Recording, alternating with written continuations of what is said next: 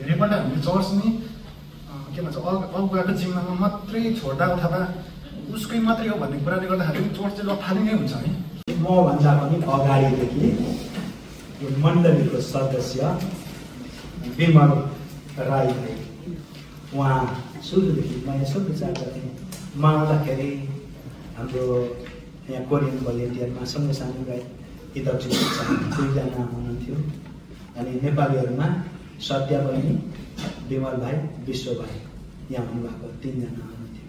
अनि कहिलेकाहीँ म नेपालीहरूमा म कहिलेकाहीँ अर्को एकजना कि सत्य बहिनी कि विश्व भाइ कि विमल भाइ 2 जना हुन्थ्यौँ, कहिलेकाहीँ 3 जना 4 जना पनि हुन्थ्यो। सुरुदेखि धेरै निराश पनि हुनुभएको थियो। कतिचोटि उहाँहरूलाई पनि यहाँ मण्डलीबाट छोडेर अर्कोतिर जाउँ भनेर पनि केहीले भनेका थिए, तर पनि उहाँले प्रभुमा एउटा समर्पणता मण्डलीप्रतिको आफ्नो उत्तरदायित्व जिम्मेवारी सम्झेर अहिलेसम्म रहनुभयो। हामीलाई अघि स्तुति प्रशंसामा पनि अगुवाई गर्नुभयो, निकै प्रभुसँग नजिक भएर अगुवाई गर्दै हुन्थ्यो। तर हामी उहाँको जीवनदेखि खुसी छौँ, आशिषित भएका छौँ। तर मान्छेको स्वभावै हो, अलिकति टाढा हुने भएपछि के हुँदो रहेछ, दुःख चाहिँ लाग्दो रहेछ। अनि उहाँ आफ्नो कामको कारण स्वास्थ्यको कारणले गर्दाखेरि बिचैमा काम छोडेर नेपाल कामलाई बिट मार्दै नेपाल जानुपर्ने भएको छ। र विशेष गरी विमल भाइलाई धेरै धेरै धन्यवाद। उहाँले यो मण्डलमा पुर्याउनु भएको सेवा सङ्गति अनि प्रभुप्रतिको एउटा समर्पणता, भाइ बहिनीहरूलाई दिनुभएको उत्साह हौसला र एउटा उदाहरण छोड्नु भएको छ। त्यसको निम्ति भाइलाई धेरै धेरै धन्यवाद छ।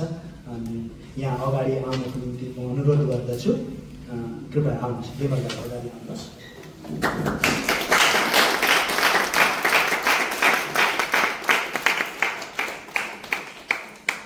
र म मण्डलीको तर्फबाट र व्यक्तिगत तर्फबाट पनि विमल भाइलाई धेरै धेरै धन्यवाद भन्दछु। हुन त यहाँ आउँदाखेरि कहिलेकाहीँ थाहा छैन कसरी लिनु भयो, मैले अब व्यवहार गर्दाखेरि कहिलेकाहीँ त्यस्तो त नराम्रो कहिले केही भएको छ जस्तो त लाग्दैन। तर पनि कहिलेकाहीँ बोलेका सानोतिनो कुराहरूले कहिलेकाहीँ चित्त दुख्न सक्छ। त्यस्ता छन् भने हामी मण्डली हामी सबैलाई माफ गर्नु होला। र तपाईँलाई हामी मण्डलीको तर्फबाट यही भन्छौँ कि तपाईँलाई हामी प्रेम गर्दछौँ र तपाईँको निम्ति हामी निरन्तर मण्डली परिवारले हामी प्रार्थना गरिरहनेछौँ। र हामीले मण्डलीको तर्फबाट एउटा सानो उपहार तपाईँलाई एउटा प्रेमको चिन्ह छ। यो ठुलो होइन, प्रेम हाम्रो सम्झना होस्, प्रार्थना गर्न जब जब यो देख्नुहुन्छ प्रार्थना गर्ने एउटा हृदय आओस्, सम्झना आओस् भनेर हामीले एउटा चिन्ह तयार गरेका छौँ। यो चाहिँ मण्डलीको तर्फबाट विमल भाइको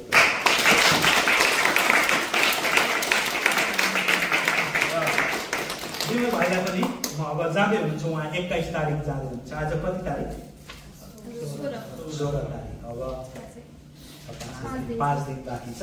उहाँको निम्ति प्रार्थना गरिदिनु होला। सुरक्षित यात्रा। अनि नेपालमा पनि विवाह गरेर श्रीमती छोडेर आउनु पर्यो, लामो समय पनि बस्नु नपर्यो। तर प्रभु अनुग्रह हुनुहुन्छ। यताको मात्रै यता हामीले उहाँलाई गुमायौँ भनेर हामी दुखित नहौँ। उहाँको श्रीमतीको निम्ति परिवारको निम्ति चाहिँ के हो र उहाँ आफ्नो निम्ति पनि त्यो पनि खुसीको कुरा हो। आफ्नो परिवारसँग समय बिताउनु पाउनुहुन्छ र उहाँले केही भन्न चाहनुहुन्छ भने उहाँलाई म छोटो समय दिन्छु, उहाँले केही भन्नुहुनेछ।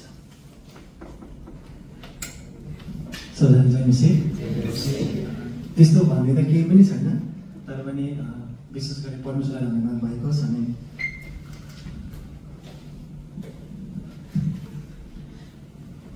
परमेश्वरले मलाई यस ठाउँमा ल्याउनु भयो। यसरी तपाईँहरूसँग मिलेर सम्बन्धी गर्न पाएँ एकदम मेरो जीवनको एउटा के भन्छ अवश्य नै यो क्षण हो होइन। अनि धेरै कुराहरू यहाँबाट मैले सिकेको छु तपाईँहरूको जीवनबाट, पास्टरकोबाट। अनि थ्याङ्क यू भन्छ। त्यस्तो भन्ने कुरा त केही पनि छैन, मैले तयार गरिरहेको थिइनँ। अनि तयार गरेर ल्याउनु पनि खालको यो पनि होइन, तर तपाईँहरूसँग बस्दाखेरि होइन मेरो जीवनको एउटा बेस्ट मुभमेन्ट होइन, बेस्ट समयहरू मैले बिताउनु पाएँ तपाईँको बिचमा। अनि पास्टर बाबालाई पनि धन्यवाद भन्छु होइन, जसले हामीलाई सहायता गर्नुभयो होइन। अघि भन्नुहुँदै त्यस्तो अवस्थामा उहाँ आउनु भएको हो, प्रभुले मलाई ल्याउनु भएको होइन, उहाँ पनि आउनु भएको। अनि आशै नभएको अवस्था थियो त्यतिखेर होइन, निराशा थियो, सबै कुराहरू सकिएको थियो होइन देख्दै गर्दाखेरि। अनि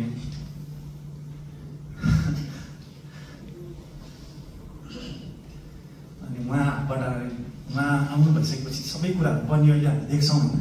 अनि यो परमेश्वरलाई धन्यवाद, अनि पास्टरलाई पनि धन्यवाद हुन्छ। अनि के भन्छु भने अब तपाईँहरूसँग बसेर सेवाकाई गर्दाखेरि कतिवटा कुराहरू मिस्टेक भयो होला होइन, अनि माफी चाहन्छु।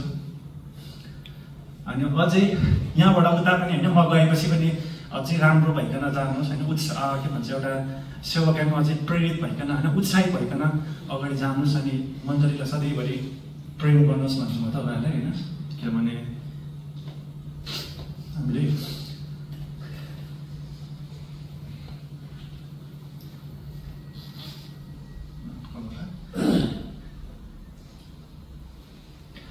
चर्चलाई प्रेम नगरेको कारणले गर्दाखेरि नै चर्च चाहिँ लथालिङ्गै भएको होइन। चर्चलाई चाहिँ पास्टरले मात्रै प्रेम गर्ने कुरा होइन। मेरो यो यहाँ आउँदाखेरि एक्सपिरियन्स छ मेरो।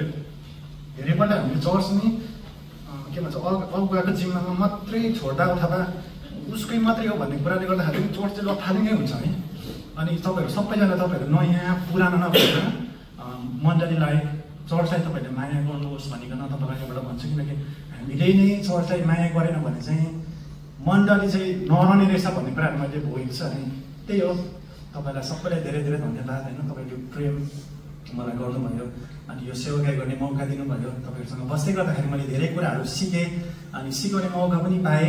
अनि अझै उत्साहित भइकन अनि तपाईँले जानुहोस् होइन, प्रभुलाई मनपर्ने जीवन बिताउनुहोस्। यो परदेशमा पनि होइन, कहिलेकाहीँ हामीलाई भनेको ठाउँमा भनेको जस्तो सहारा मिल्दैन, कहिलेकाहीँ हामीले सोचेको जस्तो हुन्न, तर पनि परमप्रभुमाथि भरोसा गर्न नछोड्नुहोस् भन्छ। अनि एउटा कुरामा मेरो लाइफबाट एउटा कुरा चाहिँ तपाईँहरूलाई के भन्छु भने नि, परमेश्वर असल हुनुहुन्छ हामी, अनि उहाँ भलो हुनुहुन्छ। उहाँले सबै परिस्थितिबाट पनि आफ्नो महिमालाई लिनुहुन्छ है। अनि जस्तै परिस्थितिहरू आए पनि नि हाम्रो परमेश्वर असल हुनुहुन्छ।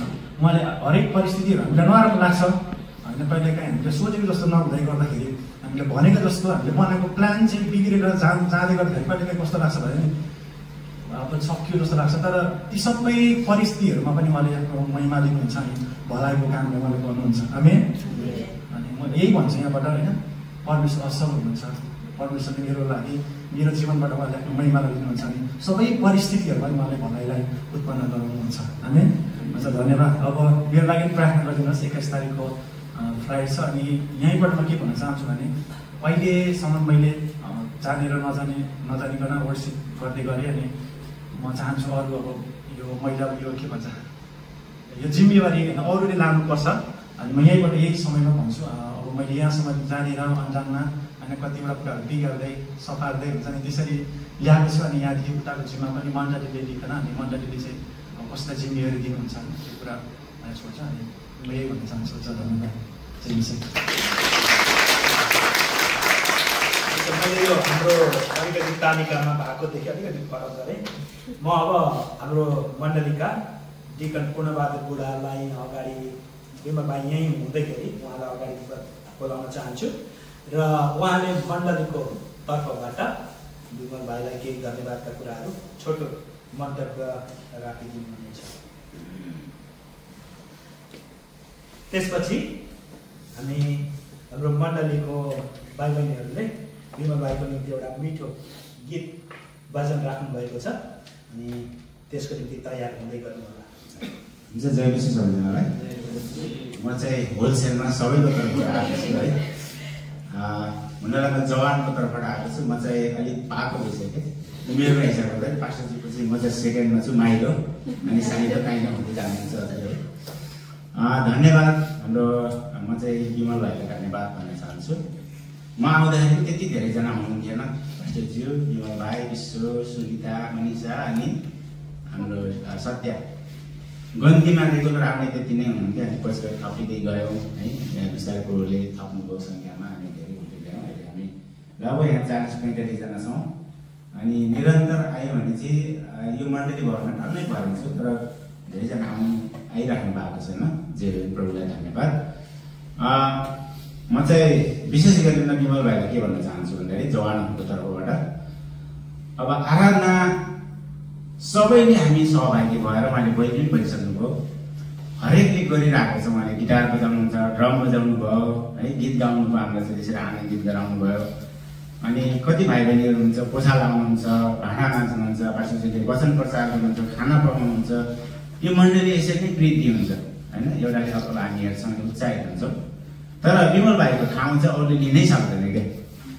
परमेश्वरले चाहिँ उहाँलाई त्यो ठाउँ र त्यो जग्गामा नियुक्त गर्नुभएको जो चाहिँ अर्को व्यक्ति जानै सक्दैन।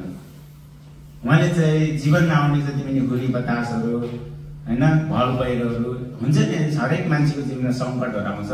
त्योमा स्थिर भएर म आराधना गर्छु भनेर खडा हुन सक्नु नै एउटा आराधक हो। कोही पास्टरले अथवा अगुवाले भाइ बहिनी तिमी चाहिँ आराधना गर है भनेर त्यो होइन ड्युटी पुरा गर्नु र त्यो सङ्कटमा स्थिर भएर आराधनामा मण्डललाई डोर्याउनु फरक कुरा हो होइन। त्यो चाहिँ मैले चाहिँ त्यो गुण चाहिँ म विमल भाइमा देख्छु कि है। हामी पक्कै पनि उहाँले छोडेर जाँदै गर्दा त्यो अभाव महसुस गर्नेछौँ। तर एउटा कुरा के हो भन्दाखेरि तपाईँ जानुहोस् तर फेरि आउनुहोस् भन्ने चाहिँ शुभकामना दिन चाहन्छु। जानुहोस्, तपाईँले नयाँ जो दुलैलाई छोडेर आउनुभयो उहाँसँग समय बिताउनुहोस् है, बच्चाको बुबा बन्नुहोस्। यो हाम्रो शुभकामना हो, परमेश्वरको गिफ्ट हो। तपाईँ अगुवा बन्नुहोस् भन्ने यहाँबाट सिकेर गएको कुराहरू गवाईको रूपमा मण्डलीमा एउटा नमुना बन्नुहोस्, उदाहरण बन्नुहोस्। हाम्रो शुभकामना के छ भन्दाखेरि जुन अहिले हामी तपाईँलाई विदाई गरेर पठाउँदैछौँ, स्वागत गर्ने त्यो दिन पनि हामीलाई दिनुहोस् भनेर हामी कामना गर्दछौँ है त। आमेन। त्यस कारणले गर्दाखेरि तपाईँलाई विदाईको शुभकामना छ मेरो तर्फबाट अथवा जवानको तर्फबाट केही भुल गल्ती भयो भने क्षमा गर्नु होला। हामी मानिस छौँ, पापी स्वभाव, पापी शरीरमा छौँ, अनि गल्ती गर्न सक्ने स्वभाव हामीमा छ, यथावत छ। र पनि हामी क्षमा गर्नु, प्रेम गर्नु, दया गर्नु यो नै परमेश्वरको गुण हो है। अनि भाइ बहिनीहरूको तर्फबाट तपाईँले केही गिफ्ट दिनुभएको छ, सबैको तर्फबाट हो है। यो पनि म तपाईँलाई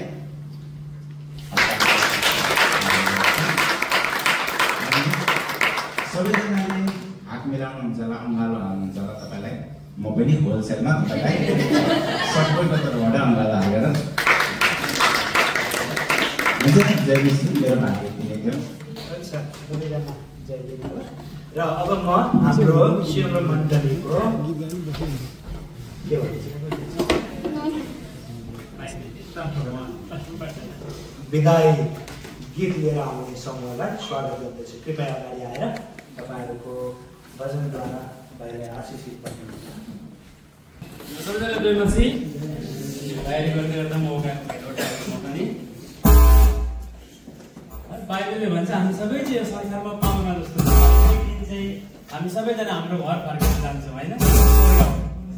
अनि त्यो दिन चाहिँ सबैभन्दा खुसीको दिन। आज त्यसको एउटा सानो प्रतिबिम्ब विमल सर चाहिँ एउटा कार्य भूमिलाई छोडेर आफ्नो घर फर्किँदै हुनुहुन्छ। खासमा यो सबैभन्दा खुसीको कुरा हो। तर हाम्रो एउटा यस्तो एट्याचमेन्ट छ नि, त्यसले गर्दा मात्रै हामी भावुक भएको छौँ यहाँ।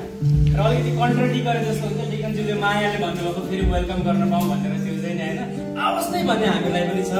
तर भित्रबाट एउटा शुभकामना तपाईँलाई दिन चाहन्छु। फेरि पनि हामी आफ्नो परिवारलाई छोडेर 2 पैसा कमाउनैको लागि चाहिँ फास्ट फुड बोकेर फेरि यो सेन्टर त्यो सेन्टर धाउनु नपरोस्।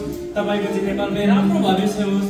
हामी फर्केर आउँदै गर्दा तपाईँको चाहिँ एकदम परिवारसँग खुसी बाँचिरहेको देख्न पाऊँ भन्ने पनि शुभकामना दिन चाहन्छु। अगाडि परमेश्वरको इच्छा र भएछ भने फेरि यो मण्डलीमा भेट्न पायो भने अझ खुसी पनि हामी हुनेछौँ। तर सानो एउटा विदायको गीत गाएर केही समयको लागि हामी यहाँबाट तपाईँलाई खुसी साथ फेरि भेट हुने आशा राख्दै बिदा गर्न चाहन्छौँ। हुन्छ यो समय